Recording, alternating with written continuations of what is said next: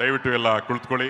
Ladies and gentlemen, it's indeed a matter of great pleasure that the Honorable Union Minister of Home, Shri Amit Shah ji, has arrived here. On behalf of all of us, बहुत स्वागत sir.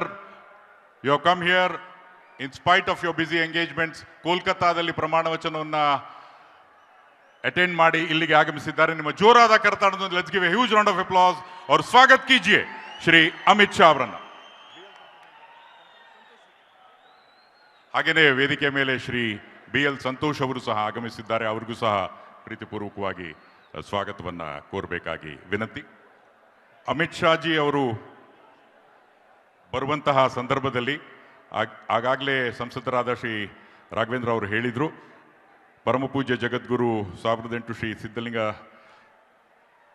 Rajeshwara ಸ್ವಾಮೀಜಿಗಳು ಮಾತನಾಡಿದರು. ಆ ಸ್ವಾಮೀಜಿ ಆಶೀರ್ವಚನದ ನಂತರ ರಂಭಾಪುರಿ ಮಠದ ಸ್ವಾಮೀಜಿಗಳು ಮಾತಾಡಬೇಕಿತ್ತು. ಈಗ ಅವರು ನಮ್ಮನ್ನು ಉದ್ದೇಶಿಸಿ ಮಾತನಾಡಬೇಕಾಗಿ ವಿನಂತಿ.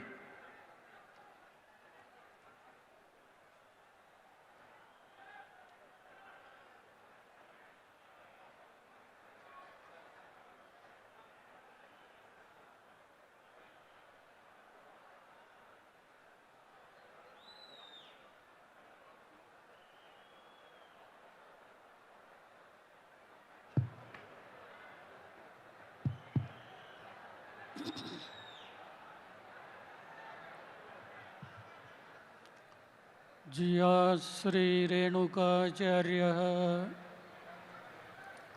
शिवाचार्य शिखामणि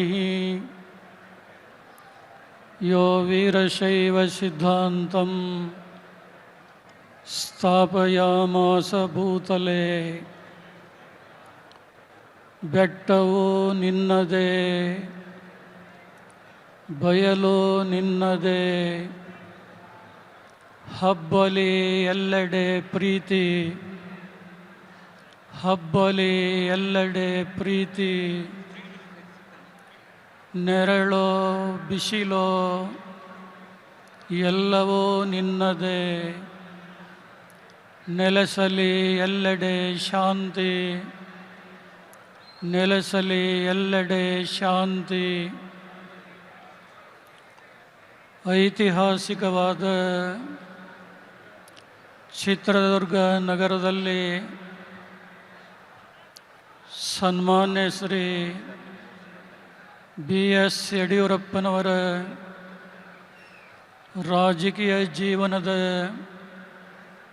ಸುವರ್ಣ ಮಹೋತ್ಸವದ ಅಂಗವಾಗಿ ಸಂಯೋಜಿಸಿದಂಥ ಅಭಿಮಾನೋತ್ಸವ ಸಮಾರಂಭದಲ್ಲಿ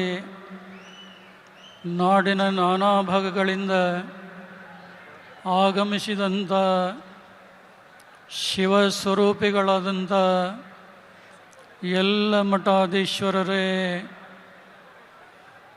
ಈ ಕಾರ್ಯಕ್ರಮದ ಕೇಂದ್ರ ಬಿಂದು ಆದಂಥ ರೈತಪರ ಹೋರಾಟಗಾರರು,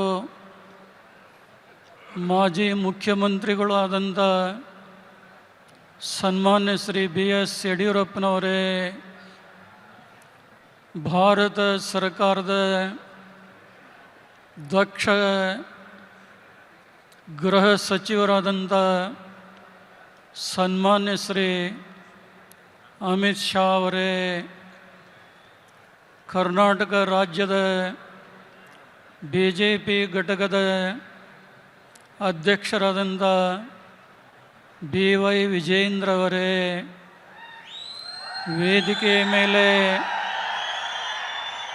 ಆಸೀನರಾದಂಥ ಎಲ್ಲ ರಾಜಕೀಯ ಧುರೀಣರೇ, ಸುದ್ದಿ ಮಾಧ್ಯಮದ ಪ್ರತಿನಿಧಿಗಳವರೇ, ಸಮಾರಂಭದಲ್ಲಿ ಪಾಲ್ಗೊಂಡಿರುವ ಸಮಸ್ತ ಧರ್ಮಾಭಿಮಾನಿಗಳೇ, ತಾಯಂದಿರೇ ಮತ್ತು ಮಕ್ಕಳೇ, ಚಿತ್ರದುರ್ಗ ನಗರದ ಇತಿಹಾಸದಲ್ಲಿ ಅವಿಸ್ಮರಣೀಯವಾಗಿ ಉಳಿಯುವಂಥ ಸಮಾರಂಭ ಇವತ್ತು ತಾವೆಲ್ಲ ಮಾಡಿದ್ದೀರಿ. ಸನ್ಮಾನ್ಯ ಶ್ರೀ BS ಯಡಿಯೂರಪ್ಪನವರು ರಾಜಕೀಯ ಕ್ಷೇತ್ರದಲ್ಲಿ ನಿರಂತರವಾಗಿ 50 ವರ್ಷಗಳ ಕಾಲ ಶ್ರಮಿಸಿ ಪುರಸಭಾ ಸದಸ್ಯತ್ವದಿಂದ ಹಿಡಿದು ರಾಜ್ಯದ ಪ್ರಭಾವಿ ಮುಖ್ಯಮಂತ್ರಿಗಳಾಗಿ ಯಾರೂ ಮಾಡದೇ ಇರುವಂಥ ಅತ್ಯದ್ಭುತ ಕಾರ್ಯಗಳನ್ನು ಮಾಡಿ ಎಲ್ಲ ಜಾತಿ ಜನಾಂಗದವರ ಸಂಪ್ರೀತಿಯನ್ನು ಗಳಿಸಿಕೊಂಡಂಥವರು ಸನ್ಮಾನ್ಯ ಶ್ರೀ BS ಯಡಿಯೂರಪ್ಪನವರು. ಬಹುಶಃ ಅವರು ಈ ರಾಜ್ಯದ 4 ಹಂತಗಳಲ್ಲಿ ಮುಖ್ಯಮಂತ್ರಿಗಳಾಗಿ ಕಾರ್ಯವನ್ನು ನಿರ್ವಹಿಸಿದ್ದು ಒಂದು ವಿಶೇಷವಾದಂಥ ದಾಖಲೆ ಅನ್ನುವುದನ್ನು ಹೇಳಲಿಕ್ಕೆ ಮರೆಯುವುದಿಲ್ಲ. ಒಮ್ಮಿಂದೊಮ್ಮೆಲೆ ಅಧಿಕಾರದ ಗದ್ದುಗೆಯನ್ನು ಅವರು ಏರಿದಂಥವರಲ್ಲ.